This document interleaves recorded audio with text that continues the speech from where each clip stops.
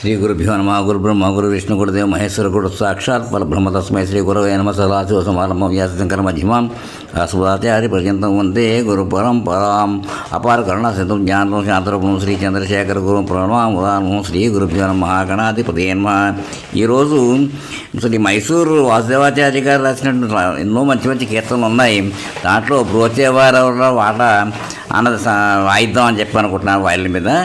ఇప్పుడు ముందర ఆయన గురించి కొంచెం చెప్తాం. మైసూరు వాసుదేవాచార్య గారుడు, కర్ణాటక సంగీత వాగ్గేయకారకుడు, త్యాగరాజ శిష్య పరంపరలో నేరుగా ఉన్నవాళ్ళు, డైరెక్ట్గా ఉన్నవాళ్ళు. ఈయన కృతులు దాదాపు 200 దాకా ఉన్నాయి. ఇవి ఎక్కువగా తెలుగులోనూ సంస్కృతంలో ఉన్నాయి.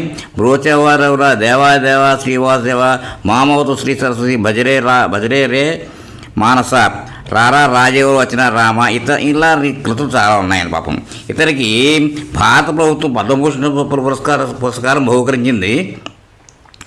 ఇతని పేరున కన్నడంలో 2 రచనలు లభ్యమవుతున్నాయి. ఒకటి ఇతని ఆత్మకథ పేరు నెనపుగడు జ్ఞాపకాలు, రెండవది నా కండ కళావిదరు, నేను చూసిన కళాకారులు. రెండవ పుస్తకం ఆయా వ్యక్తుల ఆత్మకథల సంకలనం. ఇతను రుక్మిణీదేవి అరుండాలే నిర్వహించే కళాక్షేత్రంలో సంగీత బోధన చేశాడు. కళాక్షేత్రంలో ముఖ్య సంగీతజ్ఞుడిగా వ్యవహరిస్తూ రామాయణాన్ని సంగీతంలో మలిచాడు. 1961లో 96 ఏళ్ల వయసులో మరణించారు, స్వర్గస్థులయ్యారు. నేను మైసూరు వాసుదేవాచార్య.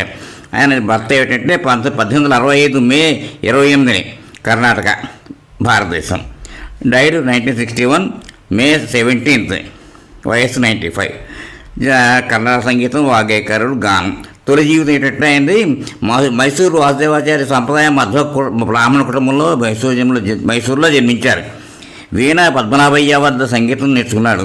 మైసూరు మహారాజా సంస్కృత కళాశాలలో సంస్కృత భాష, అందులోని కావ్య, వ్యాకరణ, నాటక, అలంకారం, తర్క, ఇతిహాస, పురాణాది భాగాలను అభ్యసించి నిష్ణాతుడయ్యాడు. ప్రైవేటుగా సంగీతం నేర్చుకున్నాడు. ఆపై ఇతను ప్రముఖ వాగ్గేయకారుడు పట్ల సుబ్రహ్మణ్య దగ్గర మైసూరు మహారాజా ఇచ్చిన ధనం సహాయంతో సంగీతం నేర్చుకున్నాడు. తర్వాత కాలంలో తంజావూరు, కావేరీ ప్రాంత సంగీతజ్ఞులు సరిపోలే సంగీతాన్ని గ్రహించి మైసూరు రాజా ఆస్థాన విద్వాన్గా వ్యవహరించాడు. ఇతను తన గురువు వద్ద నేర్చుకున్న మధ్యమకాల తాళంలో పాడతాడని తెలుస్తోంది. కర్ణాటక సంగీతంలోని ముఖ్యమైన భాగాలైన ఆలాపన, తానం, పల్లవి, నిరవలు, కల్పనాస్వరం ఆ అంశాల్లో నిష్ణాతుడు అని తెలుస్తోంది. ఈయనకనమాట చాలా మహానుభావుడు. ఈయన రాసిన కీర్తనలో ఒకటి ఇప్పుడు నేను వాయిద్దాం అనుకుంటా, బ్రోచేవారెవరా. అది ఎలా ఉంటుంది? బ్రోచేవారెవరురా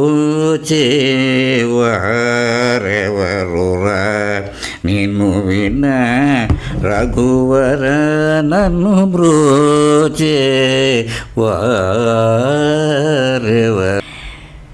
ఓ చతుర ననాదివౌదిత నీకు కేలనయ్యా. ఓ చతుర ననాదివౌదిత నీకు కేలనయ్యా.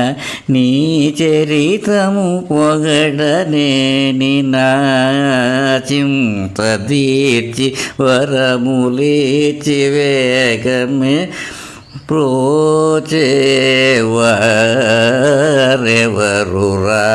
ఇక్కడ చిత్తస్వరం ఉంది, వైల్ మీద వాయిస్తాను, ఇప్పుడు పాడట్లేదు. ఇప్పుడు లాస్ట్ చరణం. సీతాపతే నాపై నీకభిమానము లేదా వాతాత్మజ నా మొరలను వినరాదా. ఆతురముగా కరిరాజును బ్రోచిన వాసుదేవుడెవు నీవు గదా.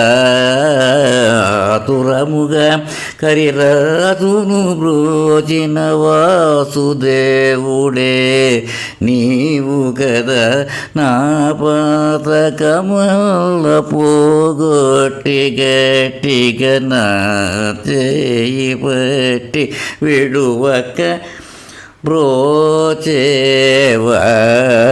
బ్రోచేవారెవరురా నిన్ను విన రఘువర నన్ను బ్రోచేవారెవరురా.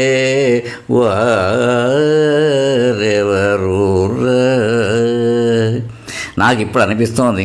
వీళ్ళందరూ కూడా త్యాగరాజ పరంపరలో వచ్చిన వాళ్ళ పట్ల సుబ్రహ్మణ్య గారు వీళ్ళందరూ చూసారా, అందరూ రామభక్తి. ఎక్కడా కూడా రాముడిని మాత్రం మర్చిపోకుండా ఉంటారు, తలవకుండా ఉంటారు కదా.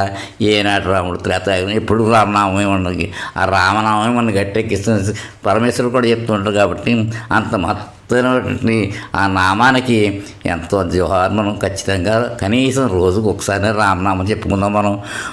ఇక్కడతో ఈ ఎపిసోడ్ విరామం ఇద్దాం.